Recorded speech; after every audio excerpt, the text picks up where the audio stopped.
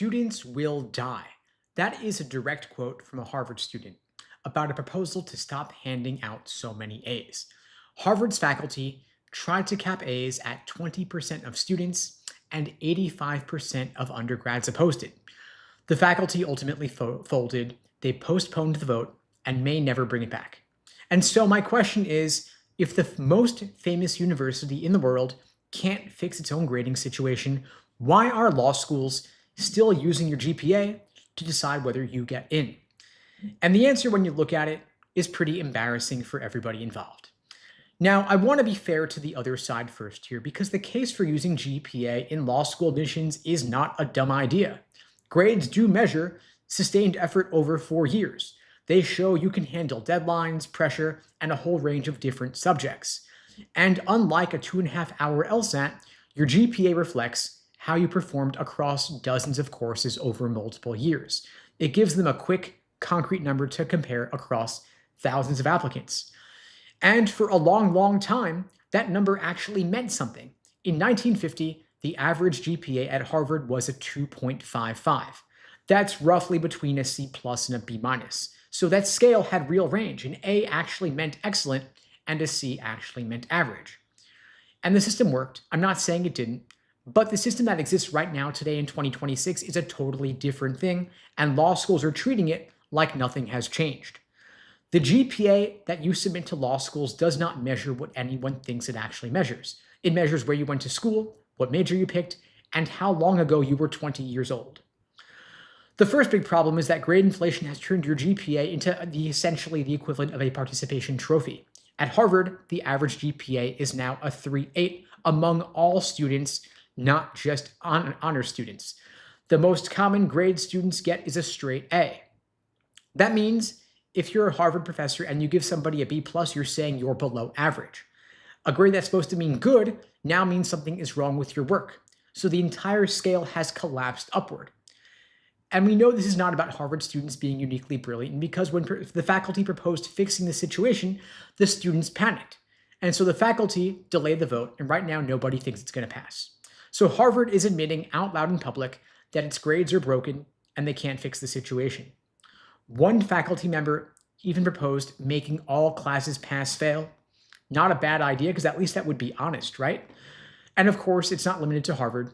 Yale, most common grades an A.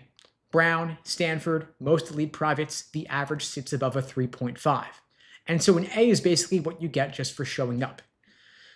But at big state universities, it's a different situation. Grading there is tougher, you've got stricter curves. A 3.5 at a large state school typically took more effort than getting a 3.8 at an Ivy. And so what happens when these students apply to law school side by side? Admission sees a 3.8 versus a 3.5, and the 3.8 wins on paper, because that student went to a school where grades are fake. Now, LSAC does provide some context. They report your GPA alongside the distribution from your school. But law schools don't really use that context, because they have no incentive to do so. Your raw GPA feeds directly into the school's published median. And that median affects their US News ranking, and that ranking affects everything. Because. So law schools are using your GPA because the rankings punish them for ignoring it. And that's the quiet truth underneath all of this. It's about protecting their ranking, and you pay the price. Now, I'll come back in a minute to what should replace GPA, but first, we've got a second big problem, because even if we solved grade inflation tomorrow, GPA would still be an unfair measure, because your major controls your GPA more than your talent does. LSAC publishes data by average GPAs by major for law school applicants. Engineering majors average around a 3.3, chemistry and biology majors roughly the same range, poli-sci majors get closer to 3.6, some humanities fields, of course, can go even higher. And so that gap, 3.3 versus 3.6, has nothing to do with who is smarter or who works harder. It's a function of how different departments grade. So picture two students at the same university, same intelligence, same work ethic, same hours they're putting in the library. Student A picked chemical engineering, student B picked communications. 4 years later, engineering student has a 3.3, communications major has a 3.7. So student B looks dramatically better on every law school application. And so for US News, student B communications is worth more to the school's entering class profile. And the unfair part about this, especially so, is that the harder graded majors often build exactly the skills that predict success in law school. The STEM majors focus more on analytical reasoning, working through complex problems with no obvious answer, reading dense material. Engineering majors have been doing that for 4 years.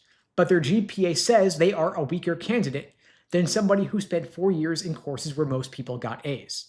I've seen this play out countless times in my coaching. A student with a 3.2 in the hard sciences scores a 170 plus on the LSAT, top 2%. They clearly have the ability, but they are dragged down by a GPA that makes them look mediocre.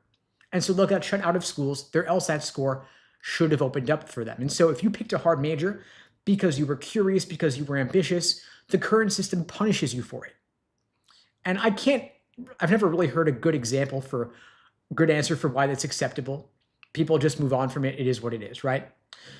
The other big thing is that your GPA freezes you in time, especially let's say you are a non-traditional applicant. So for example, take Maria. She's 37, manages a 15-person team at a healthcare company.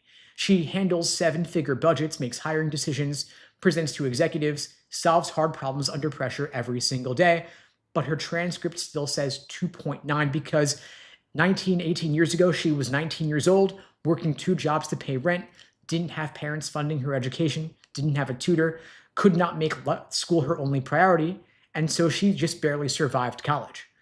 But that 2.9 GPA was half a lifetime ago. It's not who she is today. Maria today at 37 runs circles around Maria at 19. But admissions system still sees her as a 19-year-old from 2008 or so, and that reflects who she is today, when of course it does not. So you look at the median GPAs for schools you want to go to, you do the math, and then you decide, you know what, it's not even worth applying. That median GPA number kills her dream before she even tries. Who you are at 40 is obviously not who you were at 20. It feels obvious, right? It feels stupid to even say it aloud, but the entire law school admission system ignores this. Now, I've coached hundreds, if not thousands, of non-traditional applicants over the past 20 years, and they are often the most motivated and hardworking students. They have real reasons for going to law school, but almost every single one says the same thing. They say, my GPA is going to kill me. And from too many of them, it does, because a number from their past is being counted against them today. And so what should actually matter? I would argue the LSAT, your work experience, personal statements, letters of rec, the holistic review that every law school claims to do, but doesn't really, because the GPA number still impacts the math. Now, there are some schools that are starting to figure this out. More are moving toward what they call holistic review. More are experimenting with GPA addendum policies that give non-traditional applicants room to explain their numbers. But that's just a patch on a broken system. The number still counts. It still matters. Now, of course, I'm an LSAT prep guy. I have a bias here. I'm not going to pretend I don't. But hear me out. I mean, the LSAT is the same test for everybody. Same questions, same curve, same conditions. No major bias. No advantage for those who went to wealthy schools. Anybody can study for it, retake it, and improve. You could take it at any age and show what you're capable of right now. In contrast, your GPA is locked in forever. You can't really redo sophomore year. Now, your LSAT score shows who you are today. The GPA is a fossil. I'd rather be judged by the one I could still change. Now, I know people are going to say to me, Steve, you just want the GPA gone because that makes the LSAT more important and that's good for your business. And that's a fair point. Of course, I do benefit from the LSAT. I own that completely, but I'm not the one who invented grade inflation. I didn't create a system where a 3.3 in physics and 3.7 in communications are treated the same. I'm not the one who decided that a 37-year-old professional should be judged by a number from when she was a teenager. And those problems are real, whether I exist or not. And notice what happens every time somebody defends the GPA. Listen to what they don't say. They can never explain why a 3.5 in engineering and a 3.5 in communications should count the same. They can't explain why a grade from 15 years ago should weigh the same as one from last semester. So why are law schools still using a metric that even Harvard says is broken beyond repair? You could say it's the best we have, but it's just the thing we've always used. We could change the system. And so if your GPA is weighing you down, know that it does not define you. The system that still uses it is what's broken, not you. Now, there are thousands of people like Maria, engineers with 3.2s who are smarter than most of the 3.8s sitting in law school right now. State school grads who outworked their Ivy League counterparts but lost on paper. Career changers whose best years came after college, not during it. The GPA is supposed to tell law schools who will succeed, but it doesn't. It just tells them who played the safest game at the most generous school a long time ago.